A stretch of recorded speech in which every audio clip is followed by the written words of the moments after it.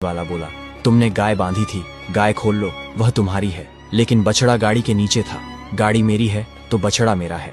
बात तूल पकड़ गई। बहस गाली गलौज से बढ़ते बढ़ते हाथापाई तक पहुंच गई और फिर लट्ठम लट्ठा तक जा पहुंची। शोर शराबे से राजा के पहरेदार भी वहां आ पहुंचे। दोनों दावेदारों को राज दरबार में न्याय के लिए पेश कर दिया गया। उस राज्य का नियम कुछ समय पहले तक ऐसा था कि हर मुकदमे का फैसला राजा रानी मिलकर किया करते थे, लेकिन अब जब चंपाकली से राजा का विवाह हो गया था तो राजा की शर्त के कारण चंपाकली को दरबार के मामलों में बोलने की मनाही हो गई थी। इन दिनों किसान का मामला केवल राजा के सामने पेश हुआ। दोनों पक्षों की बात सुनकर राजा ने निर्णय दिया, बछड़ा तो गाड़ी वाले का ही है क्योंकि वह गाड़ी के नीचे था, और बछड़ा इसी गाय का है, इसमें कोई शक नहीं। लेकिन इसका कोई चश्मदीद गवाह नहीं है। इस फैसले से गाय वाले किसान को बहुत दुख और निराशा हुई। बेचारा करता भी क्या। गाय का मालिक दुखी और निराश होकर सराय वाले के पास पहुंचा गाय लेने। तभी सराय वाले को उस पर बड़ी दया आई। उसने उसे रानी के पास जाने की सलाह दी और बोला, हमारी नई रानी बहुत चतुर है, वह तुम्हें जरूर कुछ उपाय बताएगी। किसान राजमहल पहुंचा और वहां के दरबान को अपनी पूरी कहानी सुनाकर बोला, भाई साहब, मैं बड़ा दुखी और गरीब आदमी हूँ, क्या आप किसी तरह मेरी भेंट नई रानी जी से करवा सकते हैं? दरबान बोला, मैं मजबूर हूँ भाई। राजा साहब ने किसी भी फरियादी को रानी से मिलने की सख्त मनाही कर दी है, मरता क्या न करता। किसान ने चोरी छिपे महल के आसपास चक्कर लगाना शुरू कर दिया। उसे एक बगीचे में रानी चहलकदमी करती दिखाई दी। फिर क्या था, बगीचे की बाड़ फांद कर गाय वाला अंदर जा पहुंचा और रानी के आगे गिड़गिड़ाकर अपने साथ हुए अन्याय की कहानी कह सुनाई। चंपाकली ने थोड़ी देर विचार किया, फिर बोली, मेरी बात ध्यान से सुनो। कल महाराज शिकार खेलने जा रहे हैं। वह एक ऐसी जगह जाएंगे जहां एक तालाब इस मौसम में हमेशा सूखा रहता है। तुम अपने साथ मछली पकड़ने वाला एक जाल और बंसी लेकर वहां चले जाना। जब राजा साहब दिखाई दें तो ऐसा अभिनय करना मानो तुम मछलियां पकड़ रहे हो। महाराज तुमसे जरूर पूछेंगे कि तुम सूखे तालाब में मछलियां क्यों पकड़ रहे हो। तब तुम उनसे कहना, यदि एक गाड़ी बछड़ा पैदा कर सकती है तो क्या सूखे तालाब में मछलियां नहीं मिल सकती? अगले दिन किसान बंसी और जाल से लैस होकर सूखे तालाब पर पहुंच गया। तभी वहां राजा अपने सैनिकों के साथ शिकार करने आ पहुंचा। उसने देखा कि एक बूढ़ा व्यक्ति सूखे तालाब में मछलियां पकड़ रहा है। राजा उसके पास गया और पूछा, तुम सूखे तालाब में मछलियां क्यों पकड़ रहे हो? इस पर किसान बोला, जब एक गाड़ी बछड़ा पैदा कर सकती है तो सूखे तालाब में मछलियां क्यों नहीं मिल सकती?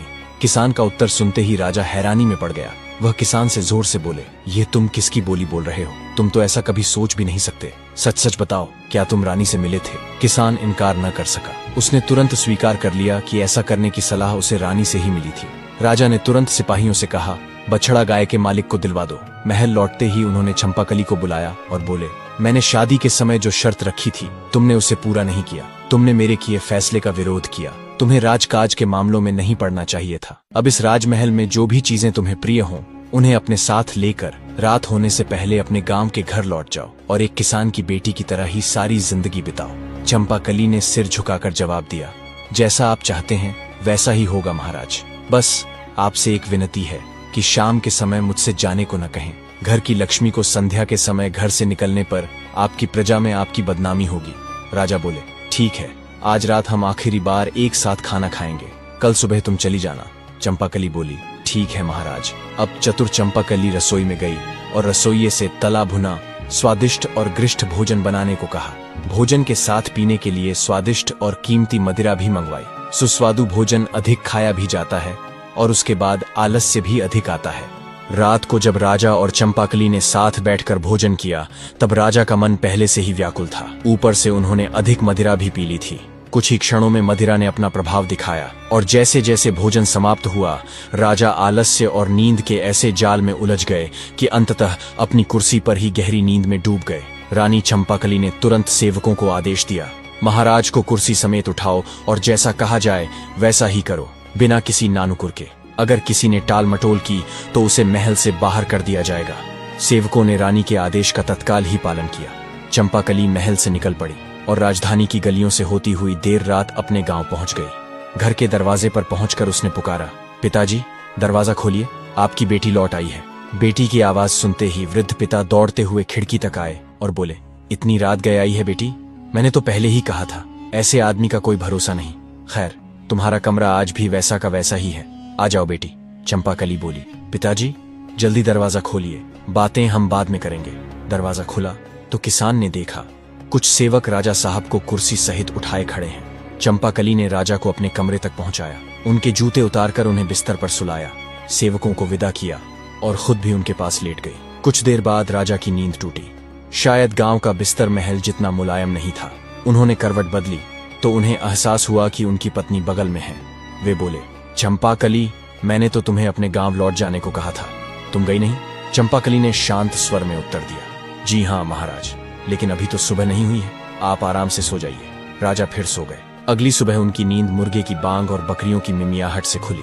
खिड़की से सूरज की हल्की किरणें कमरे में आ रही थीं। राजा चौंक कर उठे और बोले, चंपाकली, मैं कहां पर हूं? मैं यहां कैसे आया? राजा के मन में और भी बहुत सवाल दौड़ने लगे।